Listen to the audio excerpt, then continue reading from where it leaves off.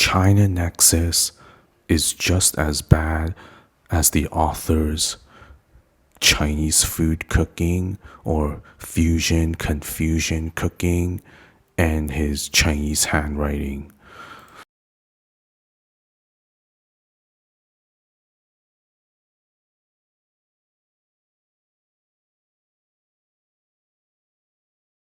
China Nexus by Benedict is a fictional novel about China. He doesn't have anything positive to say about China and spreads fake news about China. Benedict Rogers has a problem with the separation of state and church. China has been trying to build an atheist country, atheist state, where religion and government are separate, and they have been successful with it. Benedict Rogers quotes Catholics and jurists, which is another branch of Christianity. And so people, these people that he quote, they have no idea what they're talking about in terms of China. They have never been to China, and if they have been in China, they have no idea what they're talking about. All of these so-called China watchers and China experts need to really ask themselves, what benefit does their work have for people who live in China and also Asian people who live around the world, like in countries like the USA, Canada, Australia, and UK and Europe? These China watchers and China experts spread fake news, and they're just creating more xenophobia and racist attacks against Asians who live around the world, in particular Western countries. Benny over here, he supports Mike Pompeo to be for his presidential run in the USA. Mike Pompeo was the former Secretary of State for Donald Trump, and both of these men tried to overthrow the US election results, cheering people on to storm the Capitol buildings. So when you have a guy like Benny over here who supports Mike Pompeo in overthrowing the US election results, I don't see how he could be someone who's a cheerleader for democracy. The foreword over here is by Lord Alton of Liverpool. This guy is basically a British aristocratic feudal lord who, which is the opposite of a democratic system. He's basically part of the feudal system since ancient times in England. So this guy here, he probably never went to China before, and if he if he has been in China before, it hasn't been long enough.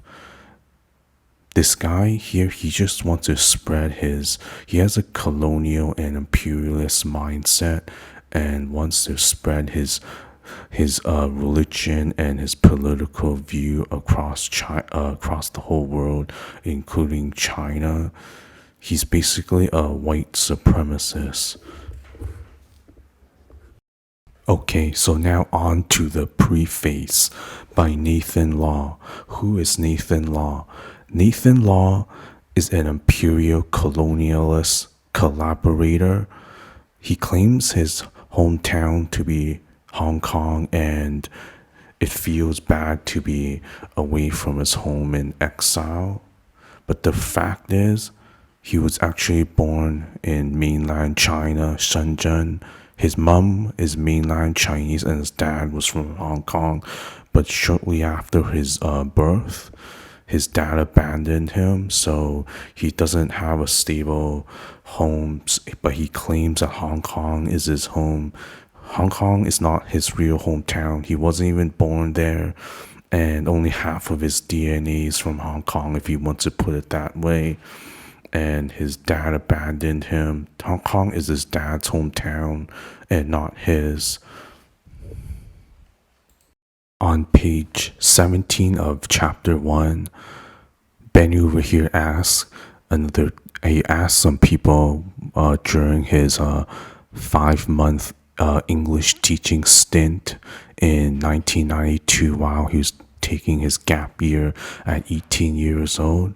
He basically asked people, what are students doing? Why are they doing an eye exercise? And over here, Benny says, it says that he's told that Chairman Mao told them and all these students in China to do eye roll exercises. The problem is that Benny's English teaching stint was in 1992, as claimed in this book, but Chairman Mao died in 1976. So that's like over 10 years difference. This is fake news. He over here on page 26 has created fake news out of his imagination. He claims that another teacher, an unknown source, a teacher without a name, and this whole source, this person telling him whatever cannot be verified. There's no name and cannot be collaborated. It's just fake news out of his imagination. He just made up an imaginary character to create fake news. He says Taiwan is better than China, and China would be better off as the Republic of China. That's just fake news. The reality is that Taiwan is a disaster where politicians fight in parliament. Nothing gets done in civil society. At the street level, it's run by organized crime. And also, Taiwan just prints fake money and gives it away to arms manufacturers in the United States and UK. It costs 30,000 US dollars just to fly one of their F-35s for 1 hour. On another part of chapter 1, page 26, Benny goes on to say that a unknown teacher without a name and unknown source cannot be verified. Also, just fake news from his imagination. Claims that this guy spent a year in Britain and wishes China would have Christianity and be like more like Britain. That's just absolutely fake news. People here in China are not self-haters, white supremacists, or white worshippers. This is just fake news. On page 31 of chapter 2, there's another make-believe imagination from Benny's imagination. It says Chris Patton over here is defending freedoms in Hong Kong. Well, that's fake news too, because Chris Patton is not safeguarding freedoms that didn't even exist for over 150 years during British colonial occupation of China's territory. This is just another made-up false narrative as an excuse to control other countries' territory. In the years leading up to the 1997 return to China, what the British did was sell off land to real estate developers, and the United Kingdom just pocketed all the money for themselves and took all that money back to the United Kingdom after the handover in 1997. On page 52 of chapter 2, Benny goes on a rant about people self-censoring themselves. So when people don't agree with Benny's worldview and don't speak up or say very little, he calls it self-censoring. But when people speak up and have a different opinion from Benny, he goes on to say that they're doing it under duress. They're being forced to do this. This is just fake news. He's being narcissistic and self centered. He also goes on to whine about corporate ownership of media in Hong Kong, and these corporate owners are controlling journalists because they have to make money and affects their ad revenue.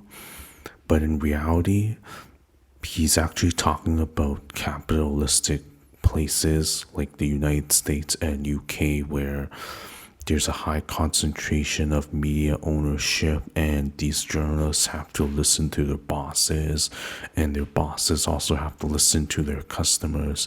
The Hong Kong media model is based on the UK and the Western world. So this whole private ownership of media is a model that's imported from the Western world. So Benny is actually complaining about the whole Western world and not just Hong Kong, but he's only focusing on Hong Kong because a lot of people in HK like the way things are with China and their government.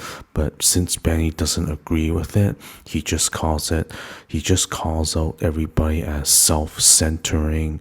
And when people do speak up in favor of Hong Kong slash China, he says that they're doing it under duress and they're being threatened by it. Just a bunch of fake news. He's just creating a fake news narrative using his imagination to fit his own worldview imagination.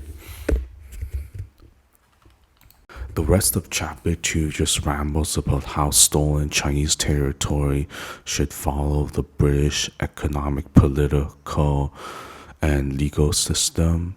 He just trying to justify why the UK should colonize half the world and control other people's country and city.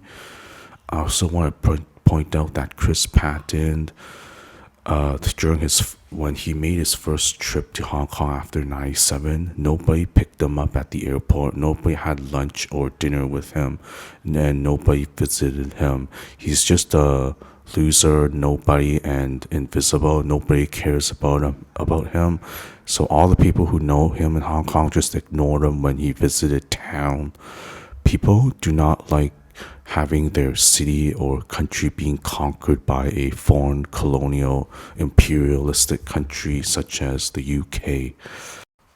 On page 61 of chapter 3, Benny claims that for Easter in 1999, he traveled from Hong Kong to Kunming and a small place called Dali in Yunnan province. I have a hard time believing this because Easter in Hong Kong, you only get 4 days off, including Saturday and Sunday. So it's Friday, Saturday, Sunday, Monday as a holiday. And back in 99, it'll take you over a week to travel from Hong Kong to Kunming and then also to this remote city called Dali.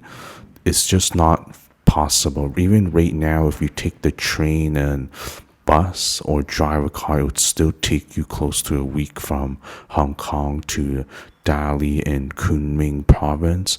I think this is just fake news too. I did a Google search and Wikipedia search of this place Dali.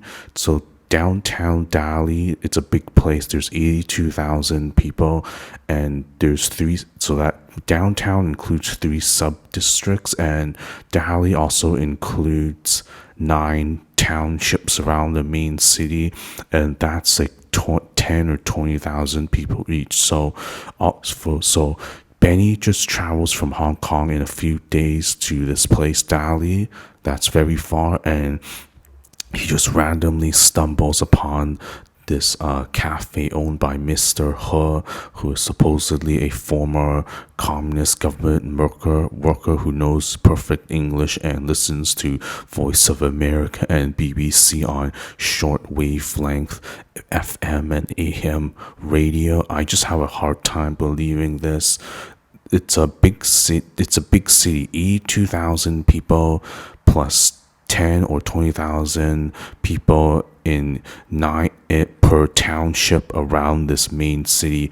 I just don't think he actually went to Kunming, and nothing's in. When you go to these places, small places, there's no English, no pinyin or whatever, especially in 1999. This is just fake news from Benny.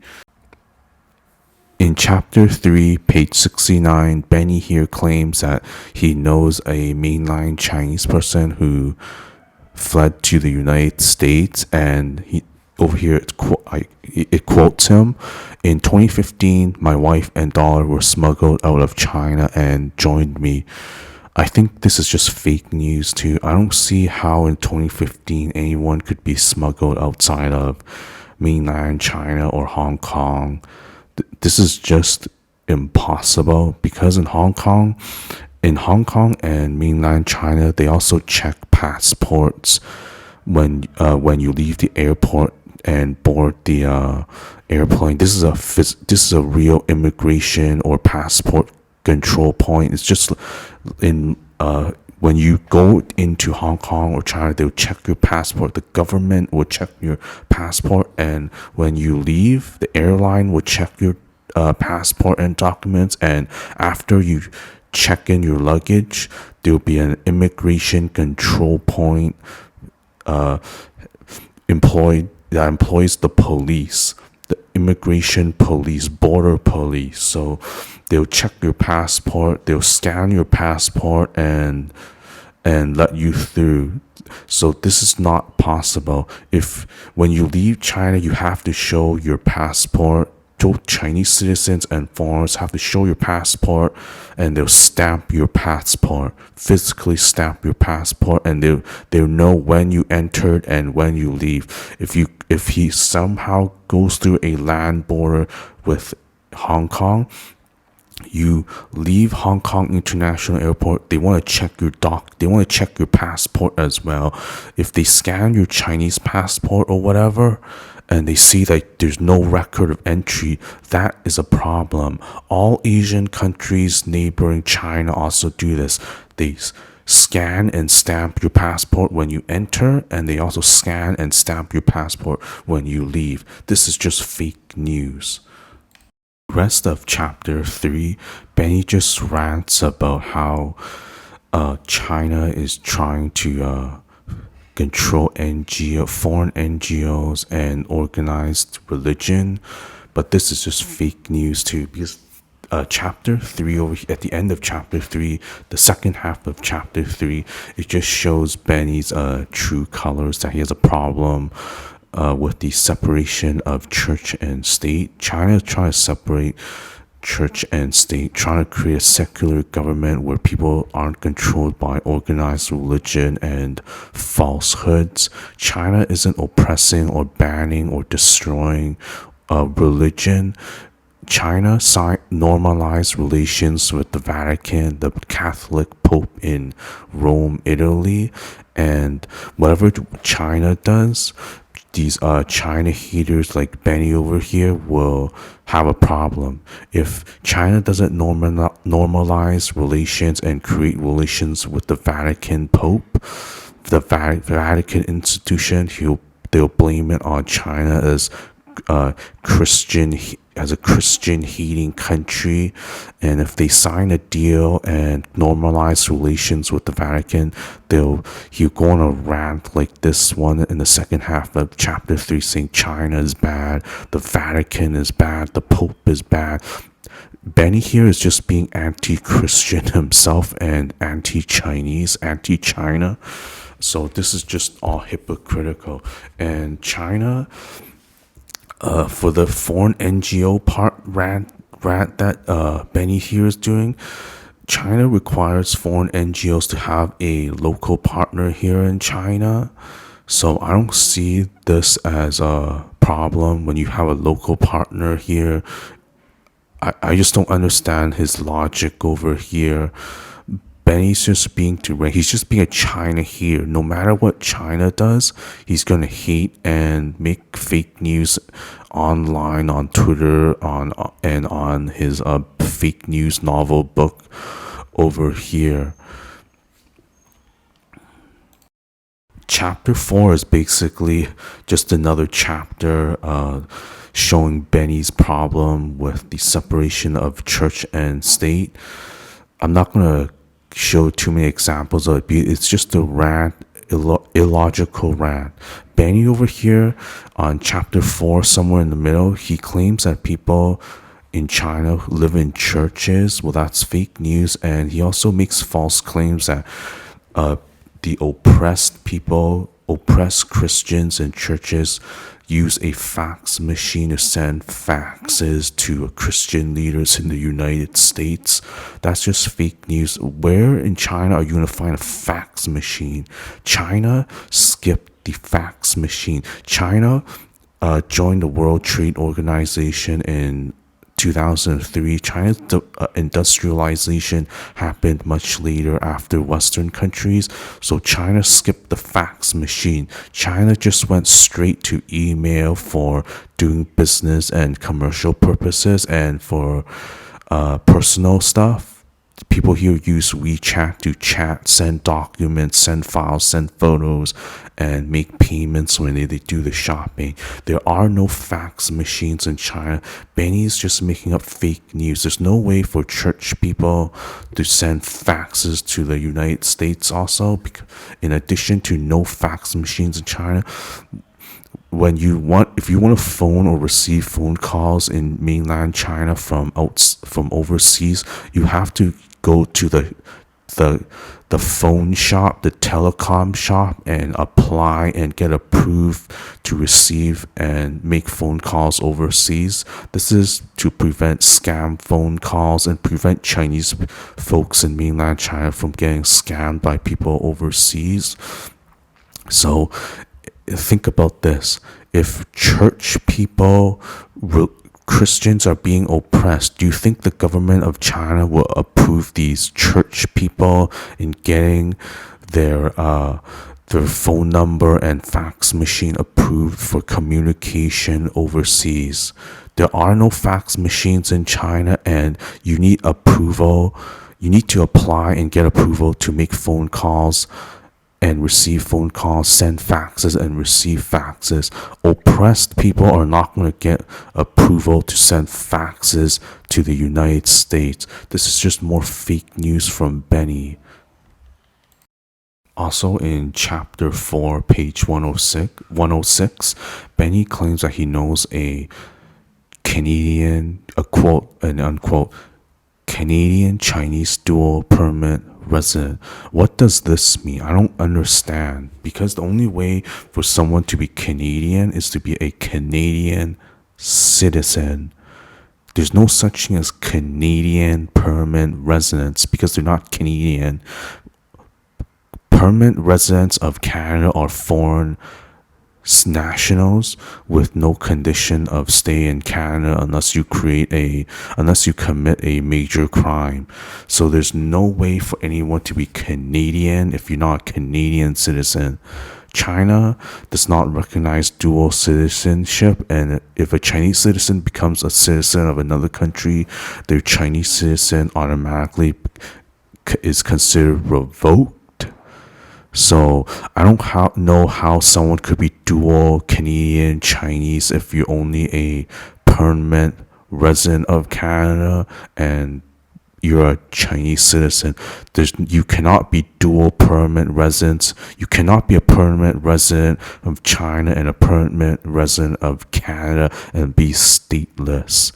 And you cannot have two citizenships, as Benny over here claims. So this is just more make-believe fake news from Benny here. Chapter 5 is another continuation of Benny's rant about his problem with the separation of church and state. He has a problem with a secular society, and in chapter 5 he puts it in terms of Tibet over here. I just want to give some background information on Tibet. Tibet has been part of China since ancient times, but due to foreign invasions, such as the Opium Wars with the UK and also the Second Opium War with the UK and France, the Eight Nation Alliance invasion of China and which include Japan and the United States, China, the Qing government, the Qing dynasty government of China was weak, and they lost control of some of China's territory, including Tibet. And during this time, when the central government of China lost control and was weak due to foreign invasion, foreign imperialism, and colonialism by white countries and Japan, Tibet became a theocratic feudal state. It was run by organized religion. It was run by organized religion, and it was basically a feudal society where you had religious people at the top and some feudal lords who owned land, and everybody else was a peasant or serf. In 1950, 1950, the central government reclaimed Tibet, and nobody had a problem. Internationally, nobody had a problem with this until the 2008 Beijing Olympics. So for 70 years, nobody had a problem, but now all of a sudden, it's just a problem. This is just more hypocrisy from Western countries trying to tear China apart. And also in this page over here on the screen, Benny says he took the Tibetan feudal lord in exile to a expensive cafe where only the political elite can afford to drink at. So basically, these Tibetan feudal lords in exile are living off the taxpayers of the United States and UK. And later on in chapter 5 over here, talking about Tibet again, he says he went to, Benny had dinner with with the top Tibetan feudal lord at a traditional Italian restaurant. Sounds kind of expensive, and you know what? How are you going to have a serious political conversation when your mouth is stuffed with meatballs? Benny also fails to mention that Tibetan Sign Language is used across China, and if you Google search Tibet classroom or Tibetan classroom, all the publicly available photos will show Tibetan script and Tibetan books in the classroom. So people there do learn the Tibetan language and have a Tibetan dictionary in their classroom, in addition to Chinese. So they learn both Tibetan and standard Chinese. It's just fake news that people in Tibet are being oppressed and their culture is being erased. Just fake news. Just Google search it. All these photos have Tibetan language in the classrooms. Fake news. And also Tibet, there's 3 million Tibetan people in Tibet, and 90% of the total population are Tibetans. The place isn't, these people aren't getting erased, and the place isn't getting flooded with people from the rest of China, other than tourists, which are bringing tourist money over. And when Tibetans learn standard Chinese, they're being integrated with the rest of Chinese society, so they can move wherever they want in China, find new opportunity, go to university like in Shanghai, Beijing, or whatever, and they're just being reintegrated into the country while retaining their own culture and their own local culture and language. People in China go all over the place, and this is just opening more doors for the local people in Tibet when they're being reintegrated with the rest of the countries. Just fake news that they're being oppressed, killed, and their culture being erased. The Western media and people like Benny are trying to spread more hate and China phobia.